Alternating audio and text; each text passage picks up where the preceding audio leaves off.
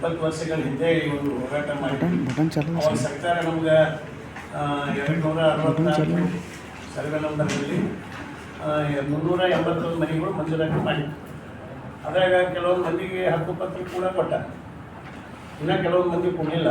ಅವಾಗ ನೀವೆಲ್ಲ ಮನೆ ಮಂಜೂರಾಗ್ಯದ, ನೀವು ಬ್ಯಾಂಕಿಗೆ ದುಡ್ಡು ಕಟ್ಬೇಕು, ಚಾಲಾನ್ ಕಟ್ಬೇಕಂದ್ರೆ ಅದ್ರಾಗ 180 ಮಂದಿ ಚಾಲಾನ್ ಕಟ್ಟಿದ್ದಾರೆ ಬ್ಯಾಂಕಿಗೆ. ಅದು 10,000 ರೂಪಾಯಿ ಜನರಲ್ಲು, ಕೆಲವೊಂದು ಕೆಟಗರಿ ಮೇಲೆ ಕೊಡ್ತಾರೆ 2,000 ರೂಪಾಯಿ.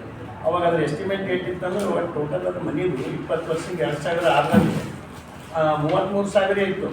ಇದಕ್ಕೊಂದು ಖಾತೆ ಇದೆ, ಅದೊಂದು ಅವರು ಕೊಟ್ಟಿದ್ದು 33,000 ಇತ್ತು. ಅದ್ರಾಗ 2,000 ನೀವು ಕಟ್ಟ್ರಿ, 25,000 ಸಾಲ ಅದ, ಸಾಲ ಕಟ್ಟಿ ಮುಗೀತು ನಿಮ್ಮದು. ಅದು 290 ರೂಪಾಯಿ ಪರ್ ಮಂತು 180 ಕಂತುಗಳಲ್ಲಿ ಕಟ್ಟಿ ಸರಿ ಮಾಡಬೇಕು ಅಂತ ಒಂದು ಆದೇಶ ಕೊಟ್ಟರು ಇವರಿಗೆಲ್ಲ. ಕೊಟ್ಟಾಗ ಏನಾಯಿತು, ಅಲ್ಲಿ ಒಬ್ಬರು ಆ ಜಮೀನು ಕೊಟ್ಟವ ಕೋರ್ಟಿಗೆ ಕೇಸ್ ಹಾಕಿದವ. ಕೆಲಸನೂ ಶುರುವಾಗಿತ್ತು, ಪ್ರೋಗ್ರೆಸ್ ಶುರುವಾಗಿತ್ತು, ಬೇಸ್ಮೆಂಟ್ ಅದು ಹಾಕ್ಲಿಕ್ಕೆ ಶುರು ಮಾಡಿದ್ರು. ಅವಾಗ ಸ್ಟೇ ತಂದ ಸರ್ವೆ ನಂಬರ್ ಜಮೀನು ಕೊಟ್ಟವ, ಸ್ಟೇ ತಂದು ಕೋರ್ಟಿಗೆ ಹೋದ. ಅದು ಕೋರ್ಟು ಈ ಥರ ಹಾಗೆ ಬಂದಿತ್ತು. 2021 ಕೋರ್ಟ್ನು ಕೂಡ ನ್ಯಾಯಾಲಯ ತೀರ್ಪು ಕೊಟ್ಟಿದ್ದು ಇದು ಕರೆಕ್ಟ್ ಅದ ಇದು ಅಂಥೇಳಿ ಕಾರ್ಪೊರೇಷನ್ ಪರವಾಗಿ ಕೋರ್ಟು ಆದೇಶ ಆಗ್ಯದ. ಆದರೆ ಈಗ 21 ಈ ಥರ ಪೆಂಡಿಂಗ್ ಅದ. ಯಾವ ಫಲಾನುಭವಿಗೂ ಕೊಡೋದ್ರಿಗೆ ಹಕ್ಕುಪತ್ರನೂ ಕೊಟ್ಟಿಲ್ಲ, ಮತ್ತು ಅಲ್ಲಿ ಕಟ್ಸೂ ಕೊಡಬೇಕಲ್ಲ. ಅವಾಗ ಅಷ್ಟೇ ಇತ್ತು. ಅವಾಗ ನನಗನ್ಸಿಬಿಟ್ಟು ಗುಲ್ಬರ್ಗದಾಗ 20 ವರ್ಷದಿಂದ 10,000 ರೂಪಾಯಿದಾಗ ಪ್ಲಾಟೇ ಸಿಕ್ತು.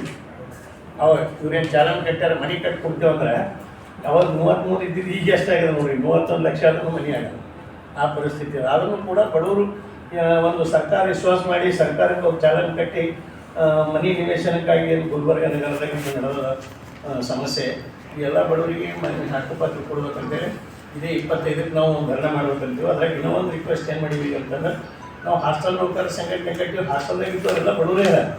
ಒಂದು ಸುಮಾರು ಒಂದು 250 ಜನ ಬಾಡಿಗೆ ಮನೆಗಾರ.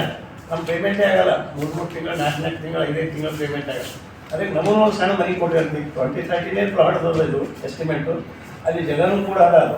ಅದಕ್ಕೆ ಅಲ್ಲಿ ನಮ್ಮೂರಿಗೂ 250 ಮನೆ ಒಂದು ಕಾಲೋನಿ, ಹಾಸ್ಟೆಲ್ ಕಾಲೋನಿ ಅಂತ ಮಾಡಿಕೊಡ್ರಿ ಅಂತೇಳಿ ನಾವು 25ಕ್ಕೆ ಇಲ್ಲೇ ಕಾರ್ಪೊರೇಷನ್ ಎದುರು ಮಹಾನಗರ ಪಾಲಿಕೆ ಎದುರು ಧರ್ನಾ ಮಾಡಬೇಕಂತ ತೀರ್ಮಾನ ಮಾಡಿದ್ದೀವಿ ಕೂಲಿಕಾರ ಸಂಘದಿಂದ.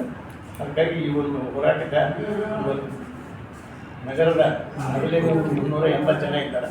ಅವರು ಮತ್ತು ಅಲ್ಲೇ ನಮ್ಮ ಹಾಸ್ಟೆಲ್ ನೌಕರರು ಈ ಒಂದು ಹೋರಾಟದಲ್ಲಿ ಭಾಗವಹಿಸಬೇಕಂತ ಹೇಳಿ ಮಾಧ್ಯಮ ಮೂಲಕ ಎಲ್ಲರಲ್ಲಿ ವಿನಂತಿ ಮಾಡ್ತೀವಿ.